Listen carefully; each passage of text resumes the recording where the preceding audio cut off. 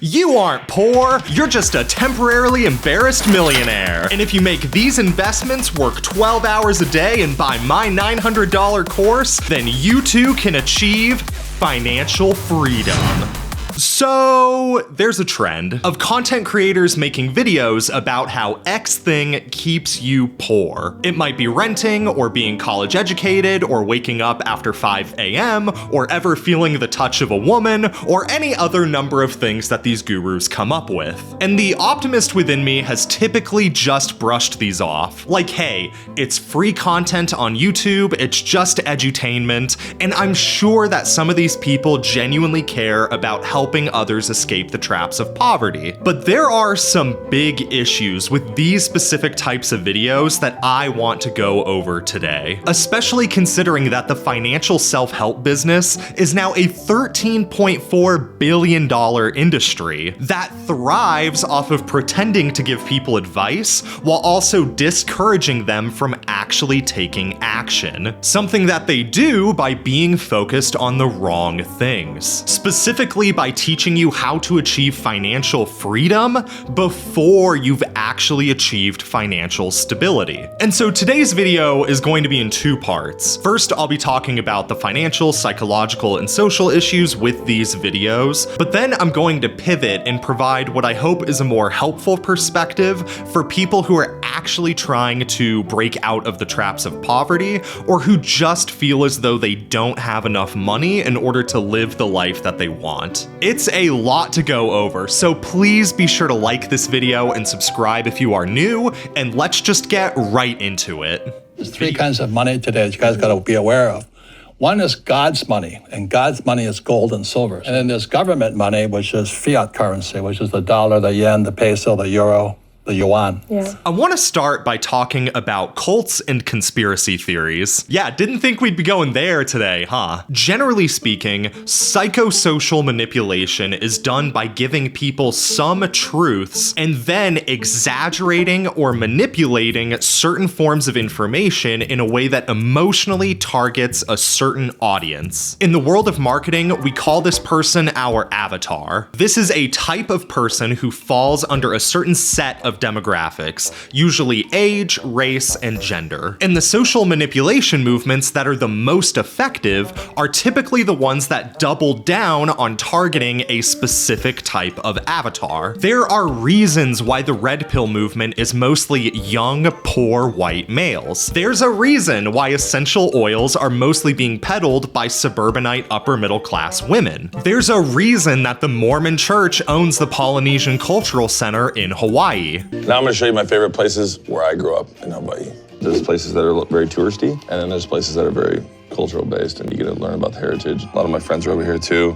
Beautiful Polynesian Cultural Center, and that was just, it was beautiful. It's not because those certain groups are just naturally inclined towards a certain religion or homeopathic solutions. No, it's because those movements have identified a specific avatar that they want to target in order to convert to their cause. And if you, like me, get targeted by a lot of videos about how to achieve financial freedom, then you are probably an avatar who believes that it is possible for you to become rich someday. And not only that, like me, you probably believe that it is likely that you will become rich someday. Like, I grew up poor, and yet despite that fact, I can't envision a version of a 65-year-old self who wasn't some wealthy serial entrepreneur. That belief that I have the power to enact financial change on my life with certain actions and by acquiring certain knowledge is the reason why I do things like post on YouTube, because I can't emotionally handle the idea of doing a 9-to-5 forever. And that's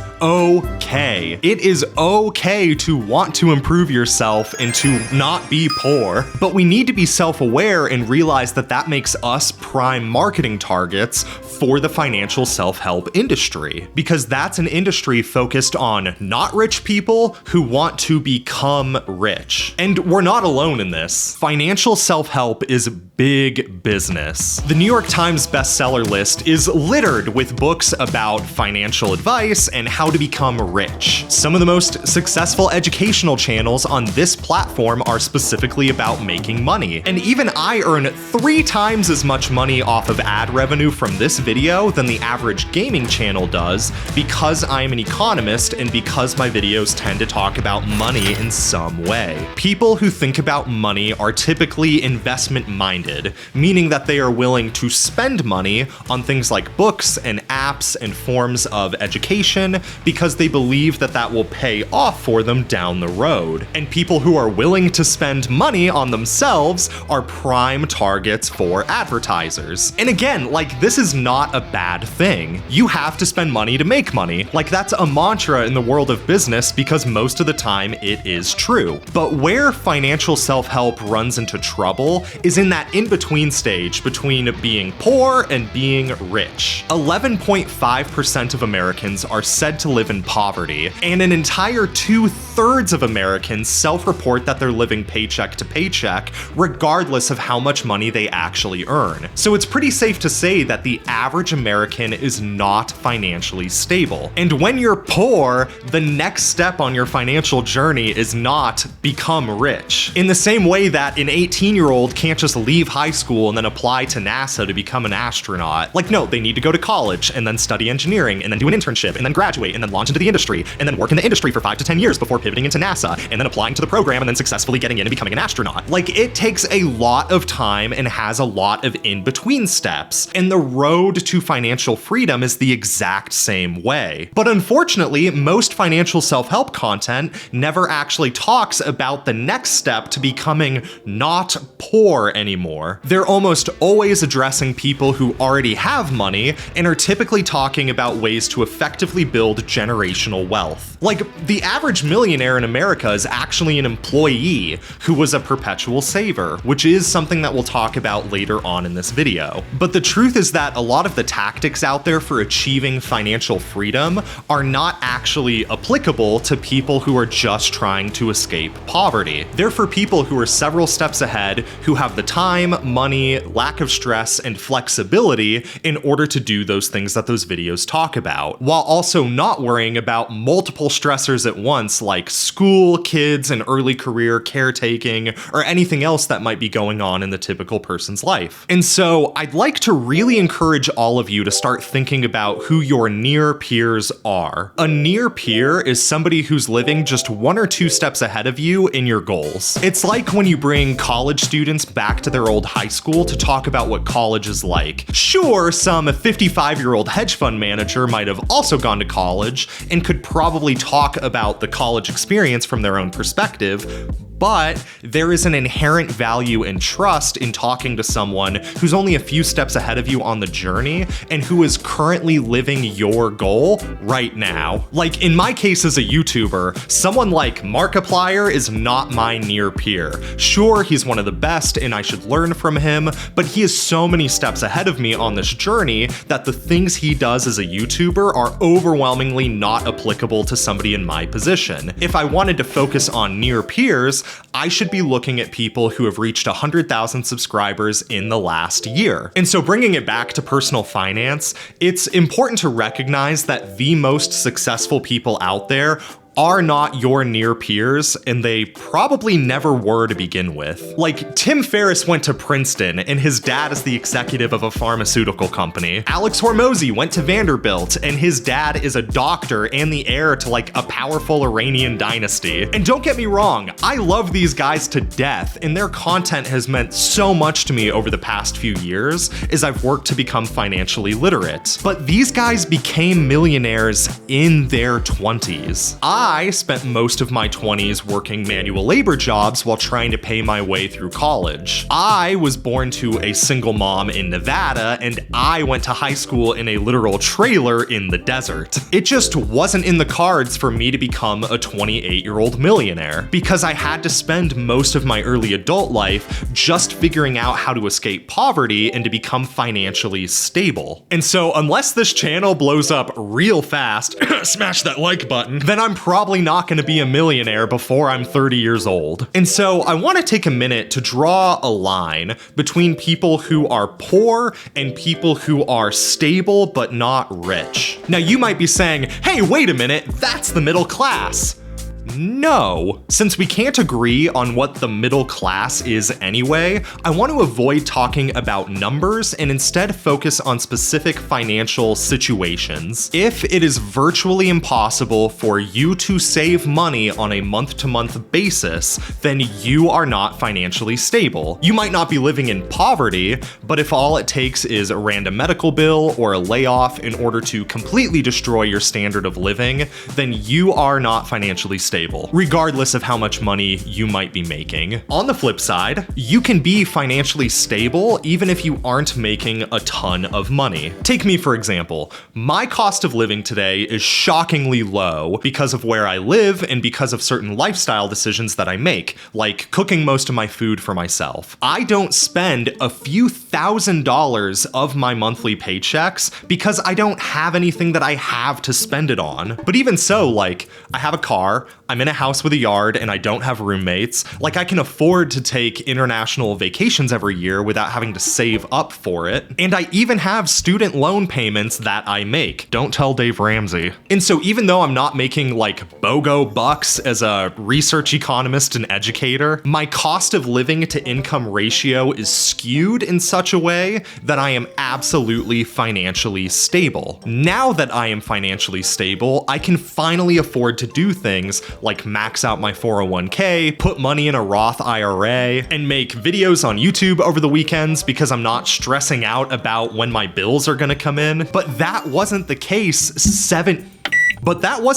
7 years ago when I was making only $800 a month as an EMT while going to college full time. Trying to discipline $800 a month into financial freedom would have been a completely ludicrous idea. But I was reading the books and I was listening to the podcasts, and so I knew what I should be doing in order to gain financial independence, but I just had too many other stressors in my life at the time to actually act upon it. And so I didn't have a discipline issue or a knowledge issue, I simply had an income issue. And so there are a few different ways that you can address your income issue, depending on if you are pre-career, early career, or established in a career. If you are pre-career, meaning that you are not yet in a full-time, benefited job with an upwards ladder to climb, then one of the best things that you can do for yourself is to get into a career track job. Something with benefits, something full-time, and hopefully something that pays at least $40,000 to $70,000-ish,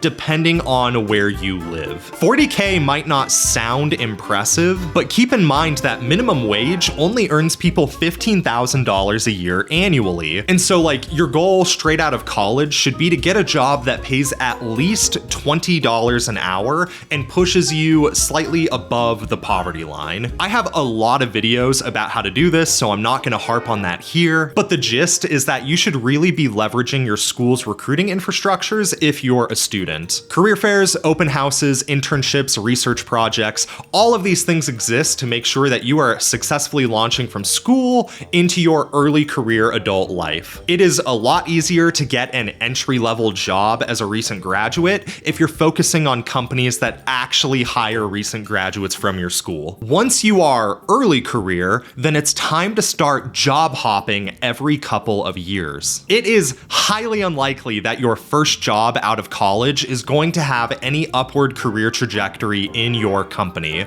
The overwhelming majority of the time, mid-level and senior level jobs are filled by people outside of a company, and so if you want to find yourself in those roles, you're going to have to jump to different businesses in order to acquire them. And so your goal early career should really be strategically increasing your salary, your titles, and your positioning in your industry. That way you have enough leverage to acquire those high-paying jobs earlier than most other people. I'm actually on the tail end of this right now. While I'm not senior management, I am making a lot more money than most of the other people I graduated college with, and I'm currently working my third different big boy job since grad school. And I do all kinds of stuff, like sponsor research and talk at conferences, and I sit on the executive board of a nonprofit in my industry. And so I have enough skills and leverage now that I could easily acquire an upper level job if I wanted to. But now this is where we get to a bit of a fork in the road. Once you are established in a career, it's really time to start thinking about what your next steps are in order to propel your wealth. Are you gonna try to become a C-level executive? Are you gonna start your own business in the industry? Are you gonna get into consulting? Are you gonna do a completely different side hustle that leverages your expertise, like YouTube? Really start to ask yourself what multiple pathways could look like, and try to have your fingers in multiple pies at once. Like, I make a little bit of money off YouTube, but it is not enough to replace my income, and there's a chance that it will never be enough to replace my income. So I still need to be doing things in my current job that can help propel my career if I'm gonna end up doing the 9-to-5 thing for the rest of my life. So that's all how you can realistically increase your income as a normal person. But the other side of that financial stability ratio was your cost of living. Now, I don't really want to talk about this because I'm not like a lifestyle opinion guy. I'm a Nevadan, right? Like, we mind our own business. Unlike Texans and Californians, I do not care about what your lifestyle is. But I do just want to remind you that there's a lot of quirky stuff out there getting peddled by gurus that may or may not be relevant to you, and you should really be thoughtful about what it is that you're adopting into your own routine. You don't need meditation to be a productive person. You don't need to be like a Christian, a Stoic, or a veteran to go to the gym. You don't need to embrace a cashew-free November in order to be mentally healthy. Don't let other people's ideologies and routines dictate your life. If you want to meditate, if you want to wake up at 5 a.m., if you want to reject the feminine embrace, then you do you. But if that's not your thing, then dude, just don't. Focus on actually improving your lifestyle, actually getting your cost of living under control, actually making money, and then focus on actually becoming rich. I will see you in the next video.